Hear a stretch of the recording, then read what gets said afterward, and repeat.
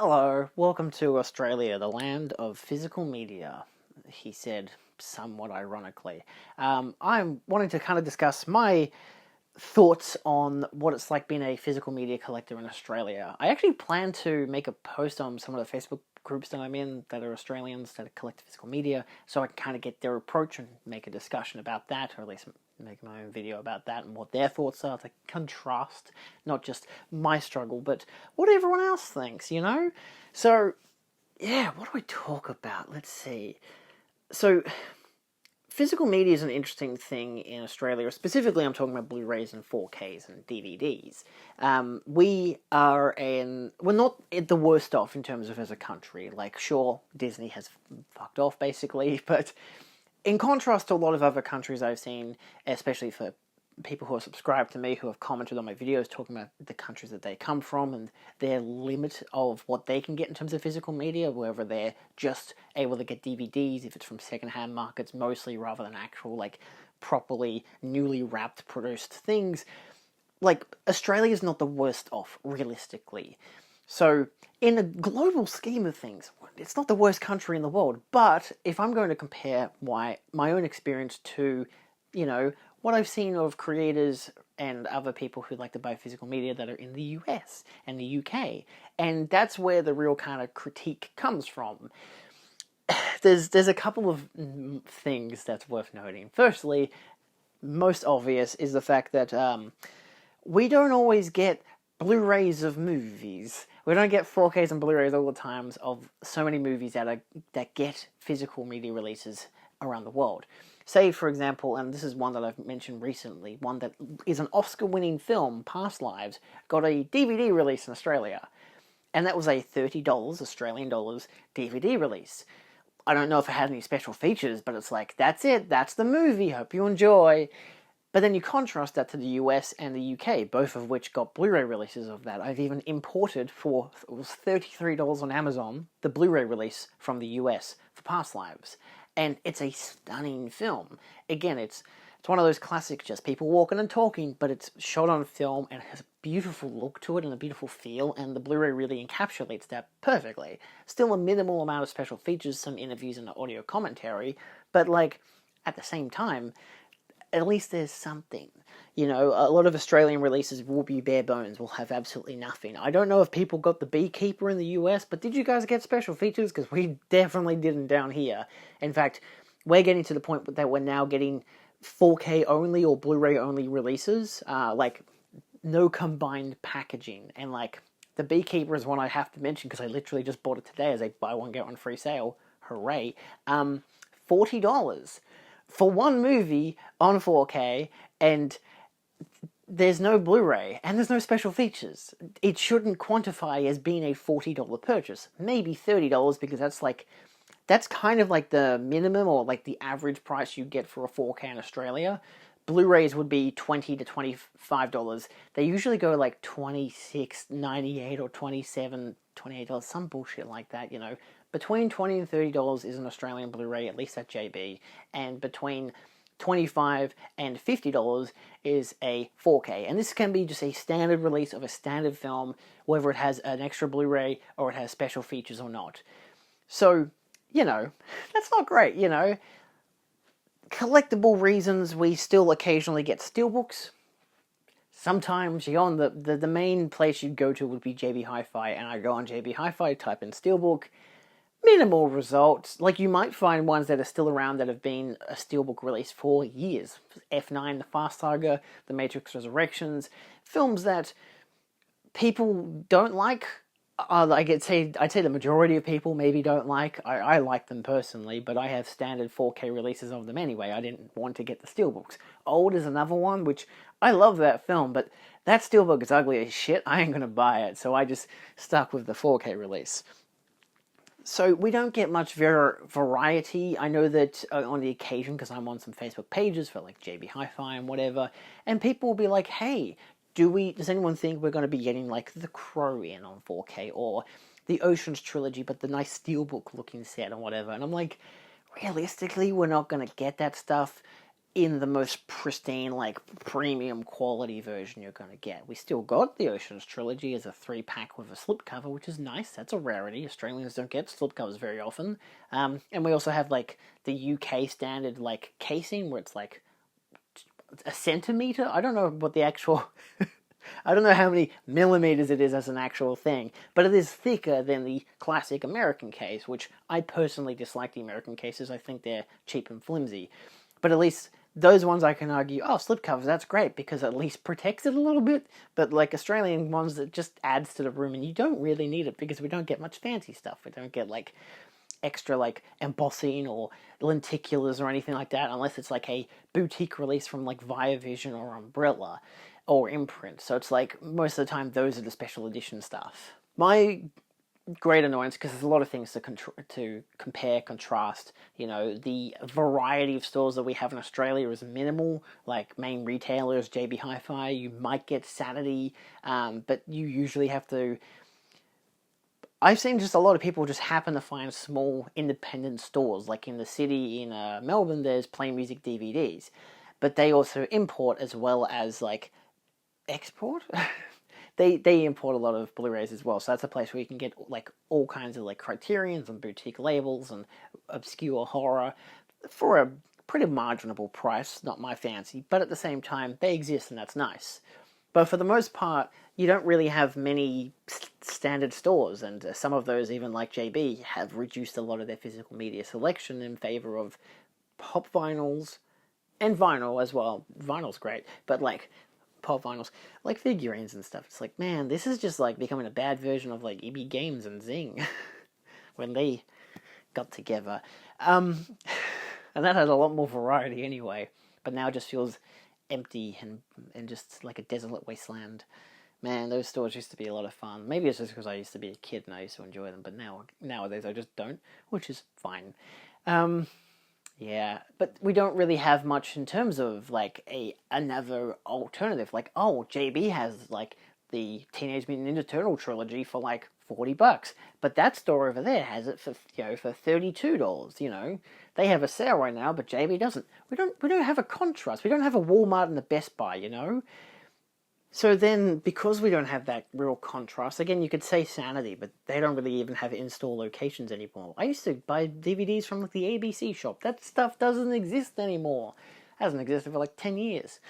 That for me is a throwback. Anyway, so then we kind of have to rely, or at least I do, on importing. Importing, like for most countries, is sometimes a very expensive hobby, especially in Australia. It's probably more so in Australia compared to, again, the UK or the US. For other countries, it would obviously greatly differ depending on what country you're from. But at least the ones I know of, it's a lot more expensive to order stuff in from other countries, from the US and the UK to Australia. So we have to rely on people like the Cinemaniacs and Dead End DVD and Outrun DVD. There's boutique shops scattered throughout Melbourne, scattered throughout, like, I know there's some in Sydney, I know there's some in Brisbane. I don't know if there's even any in, like, the other half of the country. And this is a really big country. I don't think there's anything in like, Northern Territory. I would not know. I've also never been there. Like, at least Adelaide I've been to, but I didn't go there looking for, like, DVD shops. I know they have, like, JB Hi-Fi there still as well, but, and maybe more versions of Saturday, but nothing else, you know, as a variety. At least I don't know what they have for boutique shops. If you're local, let me know down below. I won't go to them because I don't travel much. But if I do, I'll know. I'll have it written down. Hey, this one subscriber said I should go to this place in Adelaide. Turns out it's 100 kilometers from the city. Ooh. Anyway, so importing's kind of a big deal. Like, we gotta really do that to keep the hobby alive, you know? And there's so many UK and US brands that are, like, huge with, like, not just Criterion and Arrow Video, but then, you know, Second Sight, you get Severin, you get Vinegar Syndrome, you get so many amazing boutique releases. And then there's even just the basic ones, even something like Scream Factory or Shout Factory, or just a regular 4K release from like Warner Archive or stuff. You still got to import that because most of the time you can't get it here, and it's really stressful half the time. Like, I know people who it's their jobs to import this stuff. Like, I know the people who work at the Cinemaniacs, who work at Dan and DVD, and that's great for me. Like, it's nice to know them, to have that communication with them. I could send them a message, hey, are you able to get this in for me? Do you know if you can get that? But at the same time, I don't always do that because I'm very proactive with just like, I could have them be the middleman and they get an extra fee because of that, basically, because they're importing it. But I could also just look for it myself. Like, I've had people suggest, oh, we can get you in this copy of that film. And I could be like, that's great. I could also just order it from Amazon for like $30. But that's also the thing where it's like, we've got to contrast that. Get it from like the Cinemaniacs for $40 to $50, or get it for like $25 to $30 from Amazon. And that's, of course, where the Aussie thing comes in of supporting local. I don't know if that's a big thing in other countries. I haven't heard that much about the American manufacturing industry being nice to itself and its consumers. But at least in Australia, it's very much we try to like support like the people that, you know, import this kind of stuff. And that's great. I really appreciate that. I like that I can do that for people who are also friends of mine, you know? So this isn't just I'm a random consumer, yada yada yada. I'm also a friend of these people. And also they know me because of my channel too. Like, and that's really cool to a lot of a degree, that like I am someone who is a face of a collector in Australia. Hi, I apparently represent people in my country. Who'd have thought? Should I like tattoo that on my face or something? I represent you. I don't. I really don't. I've got such a contrasting opinion, it doesn't matter. Is it really a struggle? The answer is still kind of. You know, mostly it's a financial struggle because of importing for titles that we either don't get in Australia for months, if not years, or just maybe just don't get it all. Maybe there's like a release in Australia, I'm like, I could get that release. Like Anatomy of a Fall has a great artwork from the Madman release, which has no special features. It's just a standard $30 release. Nothing else. No, it's just, that's it. All you can get is the good artwork. Every other release has all the bad artworks, but they have special features. Like Criterion's got a 4K or something coming out. Like I think Studio Canal's got a 4K coming out. They're going to have special features. And I'll figure out which one I want to get when I eventually decide to buy the film. I decided not to get the Madman version because I can get a better version from overseas. It's expensive, but it's a film that maybe or maybe doesn't deserve it, because at the same time I've bought a lot of Vinegar Syndrome films, and if you know Vinegar Syndrome, you know a lot of their films are really, really trash. But they look great. Look at these slip covers and the embossing, and look at the art cards. Well, not really art cards, but sometimes they're booklets, depending on if you get the limited edition or not. You know, Roadhouse, for example, beautiful set, wonderful transfers, amazing special features. Do I need to always clamour to that? Maybe, maybe not. Viavision did a release of Roadhouse, but I've already had the Vinegar Syndrome 4K limited edition set. And my god, it is a stellar set. Stellar. That's not a reference at all, I promise you. So, yeah, it's a constant issue. Then, of course, there's stuff like region coding. You know, like if you want to get stuff from the US, you got to have an all-region player, which I don't complain about. It's like people saying, is this going to be a region A or B release of all regions?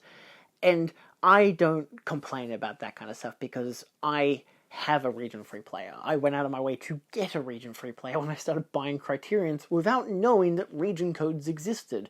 Because, like, the first Blu-ray player I ever had was only region B for the Blu-rays, but it was all region for DVDs. They don't do that anymore. Now it's, for Australia, region B Blu-ray and region 4 DVD, which sucks. So, yeah. But I don't know. There's a lot of issues you could throw back and forth. Most of it's how much you have to spend extra in Australia just to actually be able to afford a good version of a film. And sometimes we still get those films, which is wonderful. Sometimes we get them in a slightly boutique-y look, again, with imprint or with umbrella. Sometimes we don't get anything at all, and we just kind of have to be like, okay, or we just wait for a couple months, see if the US release either A, gets cheaper, or B, gets an official release in Australia. I know a lot of people were clamoring for The Crow on 4K. Then eventually it was announced that we would be getting it as a 4K release in Australia, which is great. Yeah, look, it's going to be a struggle for whomever in whatever situation, especially on a financial scale. I luckily have two jobs and this one, sometimes I occasionally get paid from YouTube, hoo-ha. Sometimes I get paid enough to just splurge a little bit, and I like that because obviously I love buying movies, I love buying TV shows on DVD, on Blu-ray and 4K, whether it's imported or just from local. We just recently had a whole week of buy one get one free at JB Hi-Fi, which is like the best sale of the year, realistically, because unless you get 30% off, it's buy one get one free, and it's like, oh my god, if you strategize that right, get a $100 purchase and get a $95 purchase, and you're getting $100, you get $95 for free, and that's wonderful. It doesn't happen as much. It's like a once a year sale, but gotta dig your heels into it while you can. So yeah, but of course, let me know your thoughts down below, especially as a European, as an American, for my part of the audience, what your thoughts are on, I guess, the problems that I've tried to outline here, and Australian people, comment down below what your criticisms are of the Australian physical media industry, and whether or not it is actually dying. I don't know. It's an up and down situation all the time. Obviously, sure, shelves are shrinking, and it's only like one store to look at, which is JB. So there's enough of a kind of, yeah, I understand, but it is what it is. So anyway, see you guys next time. Adios.